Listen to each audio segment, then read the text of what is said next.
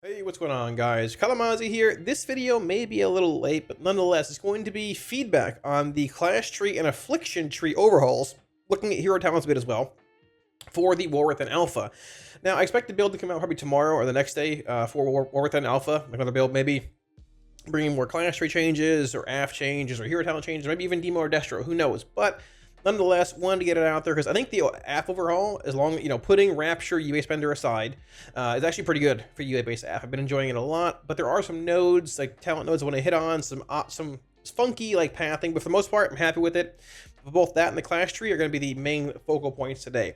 Now, there will not be a feedback document coming out with this actual video, like in text form. I'll likely make it later on this week, like Friday or Saturday, when I put out the video based on changes coming in this week's build, which likely is. If it's not, who knows? But either way, not with this video, likely in a couple days. It's just 4 in the morning. I don't want to type my pages up, but when it is, I'll put a link in Discord and the future videos and all of that. So let's get right on into it. All right, so we're going to hit on the Warlock class tree, both of these Soul Harvester Hellcaller trees with Affliction in mind, and the Affliction Spec tree here. Now, I'm going to try and hit everything that I've thought of over the past, like, few days, week or so, and then when I make the text-based document for Warlock feedback for, all the specs combined, we can then edit that, add things, take things out, whatever, what have you. I might forget some things here, but either way, I want to get the video out because I'm a little behind on it, and I want to talk about it. The first thing here is actually very cool, not really any kind of feedback besides this is awesome. If you're playing Soul Harvester and playing Eternal Servitude, 2-minute reduction on Fel Domination. Fel Pact, a minute reduction on Fel Dom. Fel Dom is usually a 3-minute cooldown. It's now instant.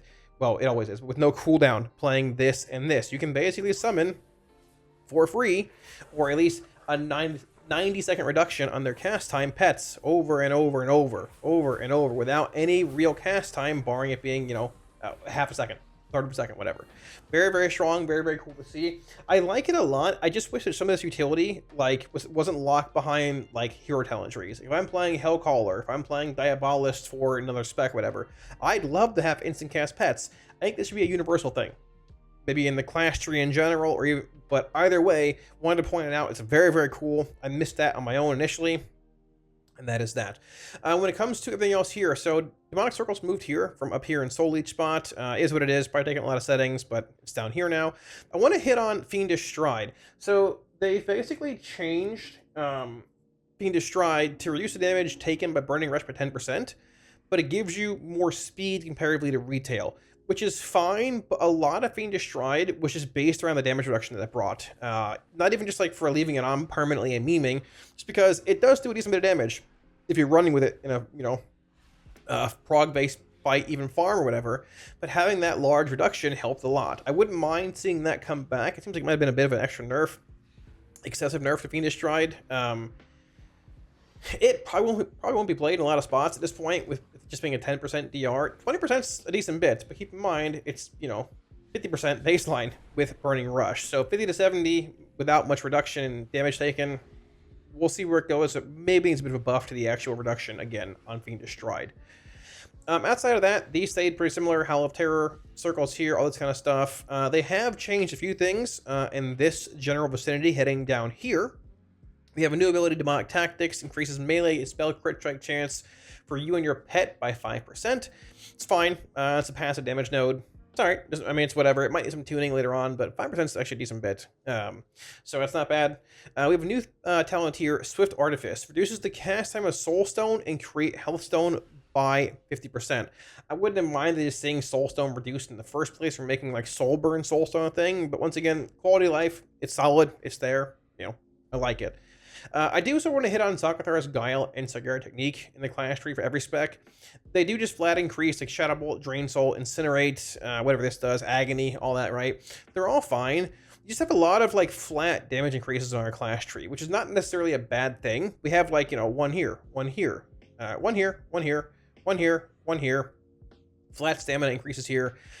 Basically flat damage increase. I guess in a sense here, a Soul Conduit being a little different, but a lot of just passive damage increases. And while it's not a bad thing to have, it does feel like I wish I would have had something more damage-wise that feels Warlocky thematically, right?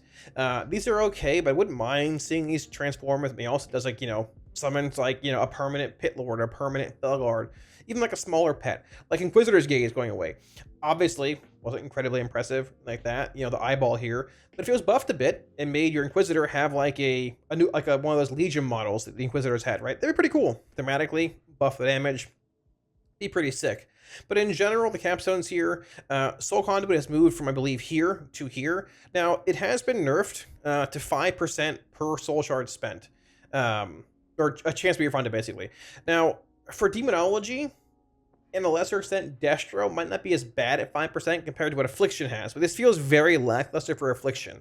I don't have logs here, but I was looking at it over the course of a 3-minute fight, comparatively to things like Empowered UA. This gave me 8 shards whenever UA does damage. This gave me, on average, over 3 minutes, I think 2.5 shards. It should likely be 10%, especially as a capstone talent. I don't think it'd be too OP. It wouldn't be too strong, but likely doubling the value will go a long way, because it is a damage-based capstone, but it feels pretty subpar and a little lackluster at 5%. As far as everything else is concerned here, Soulburn is Soulburn. I mean, it's fine. Doesn't need to be a capstone necessarily, but it's okay. Pact of Gluttony also, I like it a lot. It's very, very cool. I'm not sure if you're going to have the ability to hand out healthstones via your soul well. It's a bit buggy right now, but very strong. Being able to craft your own healthstones in combat with Swift Artifice, you know, is also pretty quick, pretty strong. And using it every minute, solid. I like it. Now, when it comes to the clash tree here, I want to just put this out there and everything. I understand not everybody likes Rapture. I understand people hate Rapture and it ruins the spec for them. I get it. I understand. I am there with you. In the end, I prefer an Unstable Affliction Shard Spender over Rapture, but at the same time, I don't mind the version of Aff we have with Rapture a tremendous amount. And in the end, we had UA as a spender back in the day. It had its own problems too, that Rapture helped resolve. But at the same time, Rapture brought its own handful of problems. In the end, I get not everybody likes Rapture. I understand. I hear it probably legitimately 40 times a day. That's okay. But at a certain point, you have to realize, hey, it's not moving away from Rapture, this expansion. You have to sort of say, okay, how can we formulate the best version of Affliction based around Rapture with it being the way that it is? If you can't accept that, I mean this with all the love of my heart, legitimately, then play a different spec.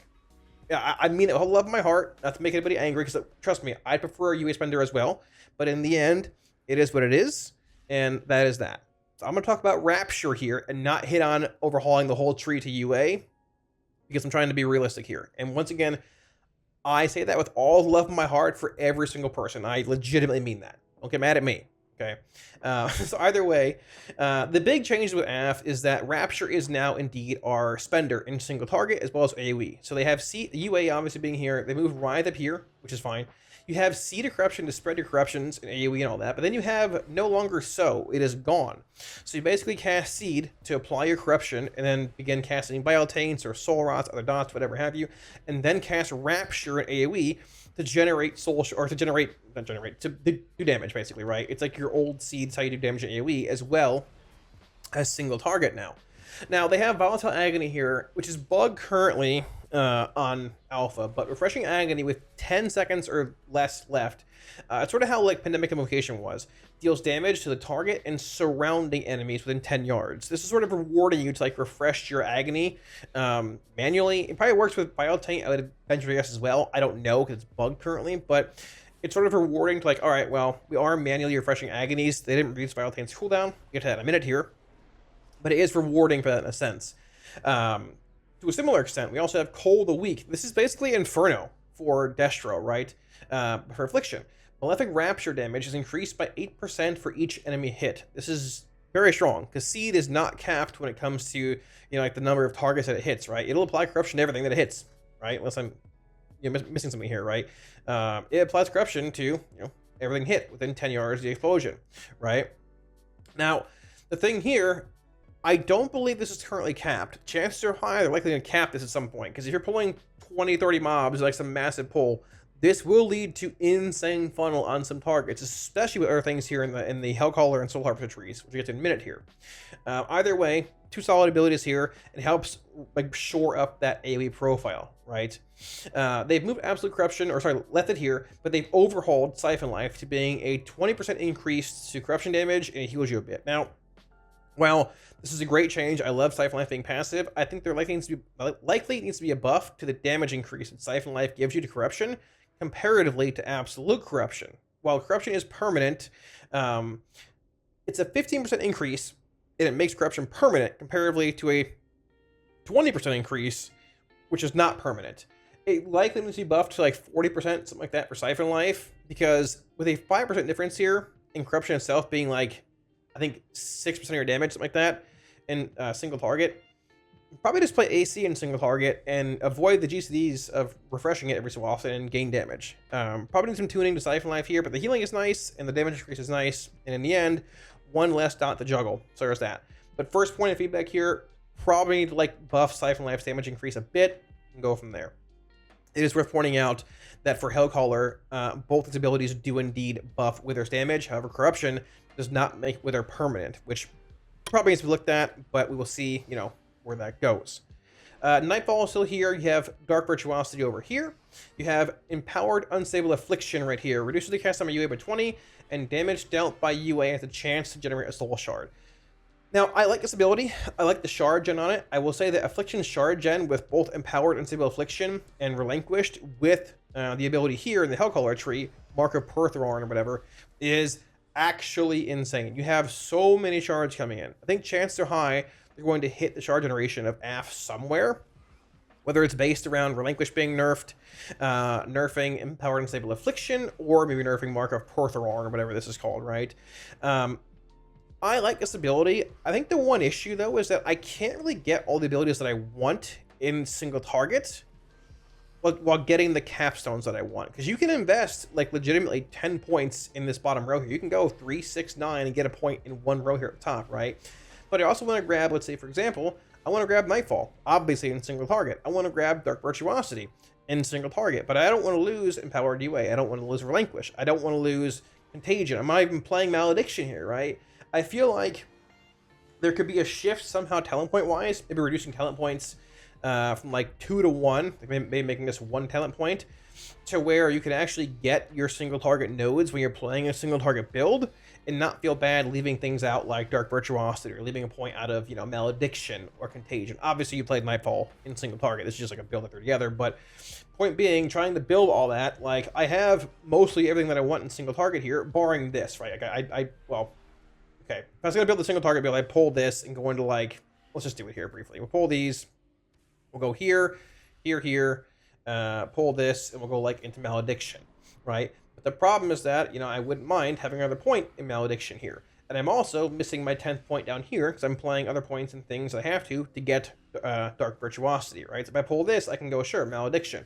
And I can go to Creeping Death here. But then I'm missing 2 points in Dark Virtuosity, which has a lot of buffs to Shadow Bolt and Drain Soul in the tree through various talents here in the Hero Talent tree. So I wouldn't mind seeing them like reduce the overall like talent point cost of like Empowered Unstable Affliction, as well as maybe like Kindled Malice or even Dark Virtuosity itself, so you can get all the abilities you want in single target. And the same case can be made for AoE as well, because it also has its own fair share of problems. Reduce maybe like Contagion, or Malediction, or Empowered UA, or Kindled Malice, or Dark Virtuosity to 1 point talent nodes. Because if you look at it, there's a lot. There's 2 point, 2 point, 2 point, 2 point, 2 point, and essentially a 2 point here as well. So that's the point of feedback when it comes to this part of the tree here. Now, Vile Taint, PS is fine. I wouldn't mind having PS be better in single target and Vile Taint better in AoE. That's just how it's been for a long time. We'll see where that goes. So improve Shadow Bolt and Drain Soul. Now, there's an interaction here with Improved Shadow Bolt and Drain Soul, which is with Shadow's Embrace. If you're playing Drain Soul, Shadow's Embrace now stacks to 4. Not 3, it's 4, which is sort of annoying to stack. It is a long duration, but still pretty annoying. If you're playing Improved Shadow Bolt, it goes to 2 stacks. So you cast 2 Shadow Bolts essentially, and it stacks to 2 instead of having to have Drain Soul tick twice, or sorry, 4 times, to stack it to 4.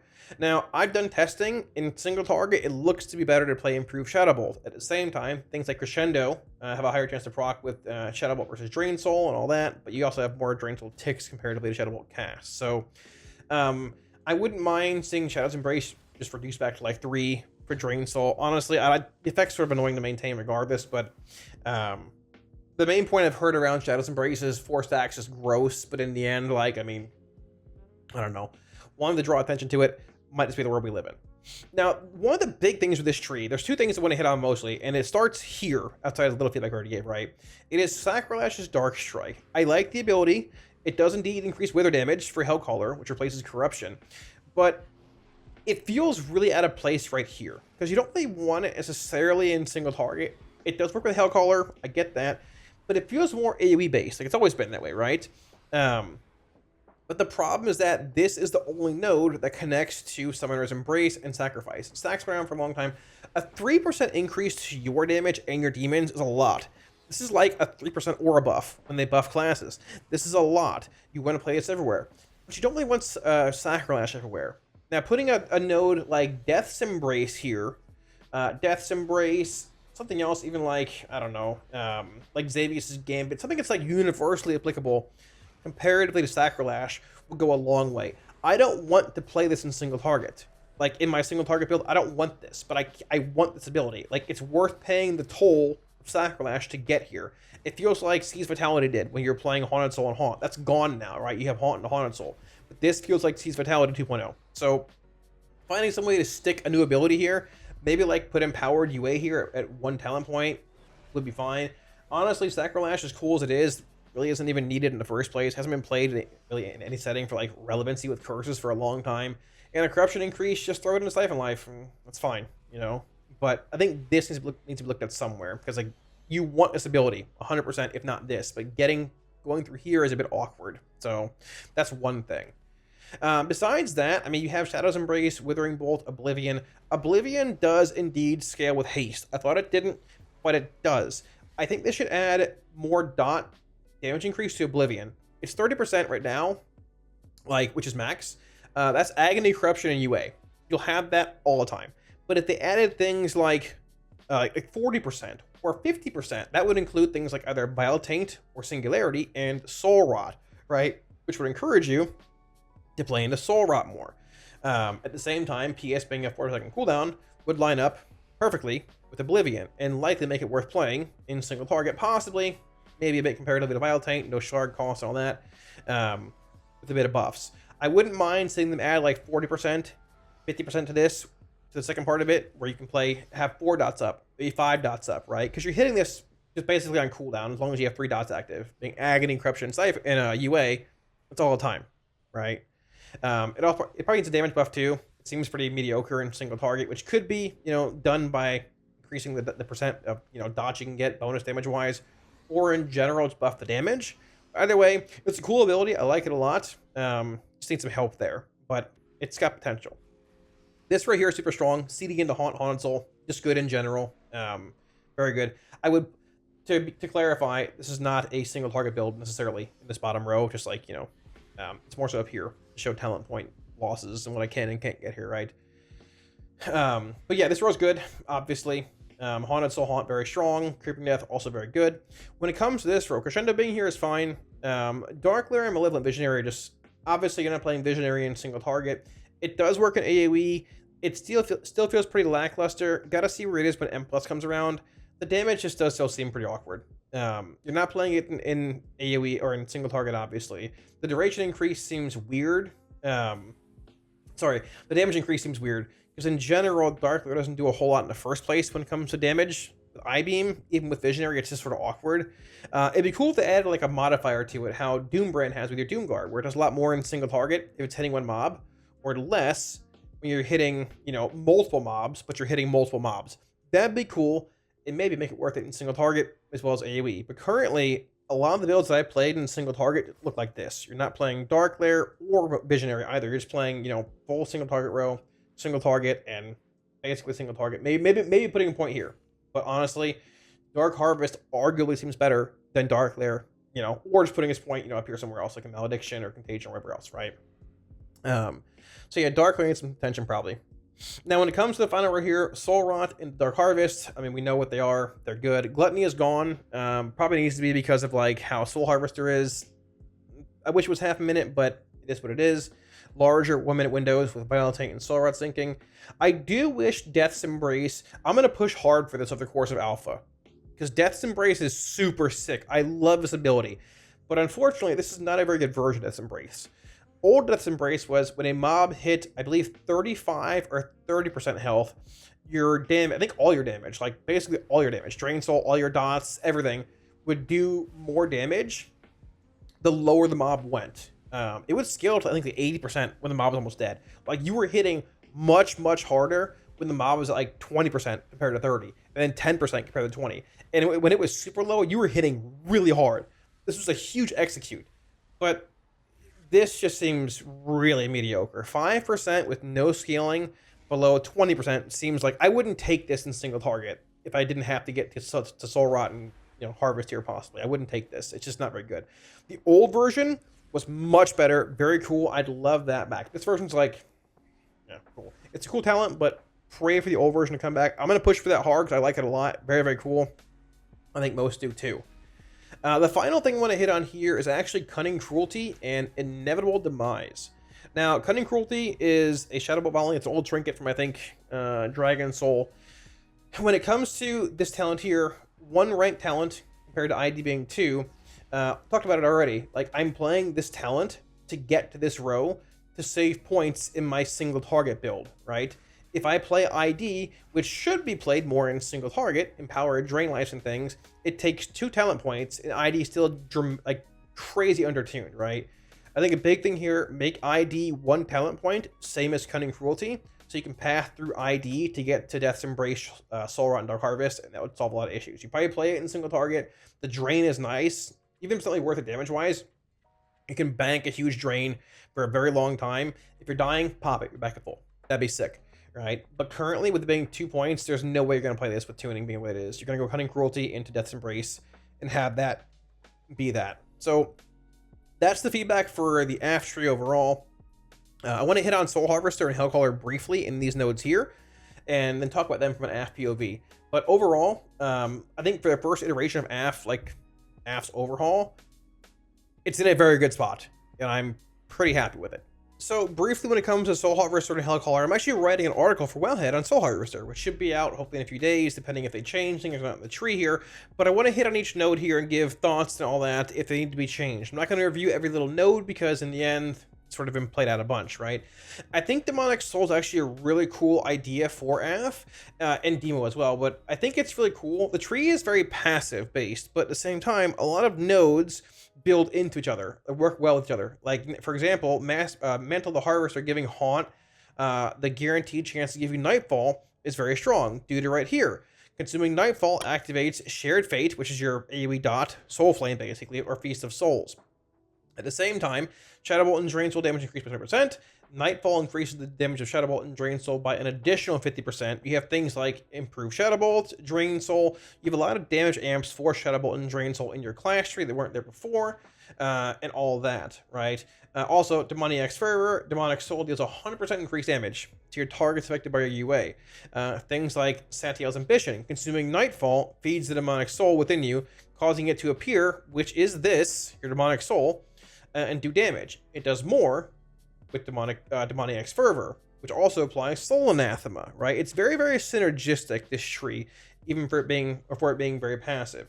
And at the same time, it's all rounded out by Shadow of Death, being Soul Rot grants Shadow Death for 15 seconds. Now, this is where my only, like, I wouldn't even say gripe is with it, but, like, my concern is with this tree. It's Soul Rot based. Now, I'm not against playing Soul Rot. It's fun. I like the ability. But it's very far down in your spec tree. It is very far down, and it also requires you to go through Death's Embrace, which is not very good currently, right? I'm curious if they could actually just find a way to put Soul Rot here, where Sacrilash is at. Put Soul Rot here. You can even put Dark Harvest here, or make it go like Death's Embrace here into Soul Rot here, and get rid of Sacrilash. Maybe that's the solution to getting rid of Sacrilash and having this issue leading into the Summer's Embrace. I'm not sure, but my big thing is that having your whole Soul Harvester tree essentially function around Soul Rot being your capstone is a bit awkward, because there might be times where, you know, I don't want to play Soul Rot, but I want to play Soul Harvester. You can't, because you're not playing a capstone, right? They have built upon things like this in the past, with tier sets being based around Soul Rot, Rifts, Grimoire Felguard, and all that, right? With it being a permanent tree, Soul Harvester, for the entire duration of expansion, I would love to see Soul Rot be a bit more accessible in the tree. It's good in single target. It's good in AoE. You basically want to play it everywhere. It feels like a great spot right here. Just go bam, Soul Rot there. You can put Dark Harvest here if you want. You can even leave this here and put Dark Harvest right here, which is even better because it feeds into like the AoE part of the tree as well as like the single target part of the tree.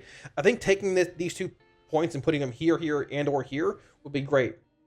You got to find things to put in this row here. Obviously, I'm not sure, but I think just in general, getting Soul Rot maybe a little more centralist-ish, easier to access would be great. For the most part, I've actually enjoyed Soul Harvester a lot. However, it's not as good as Hellcaller. Hellcaller has been exceptionally strong in testing, and that is due mainly to Wither and its interactions with other abilities. Now, Wither replaces Corruption. Spells like Absolute Corruption, Siphon Life, Sacrolash, other abilities that buff Corruption do indeed buff Wither's damage. Now, the big thing here, Absolute Corruption does not currently work with Wither, making it permanent. Damage increases there. The actual Wither being permanent is not.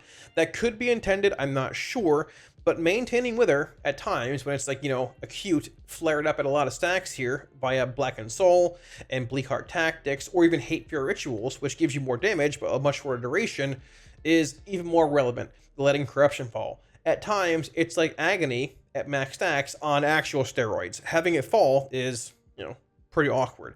If it works with Absolute Corruption, become permanent at some point, great, but either a bug or unintended, but it'd be very cool if it did work that way. Now, outside of that, there's not a whole lot here, like fire, shadow damage, crit check increase, damage increase here. The tree is pretty strong and fun to play with overall. It's very cool seeing your Withers flare up when they become acute, gain a lot of stacks. When I pop my Malevolence and they all gain, 3 stacks, I gain haste, which is also multiplicative via Dark Harvest and things, and I'm pumping out Raptures and watching them all climb in stat count due to like Bleak Heart Tactics and Blackened Soul and all that. It feels really good.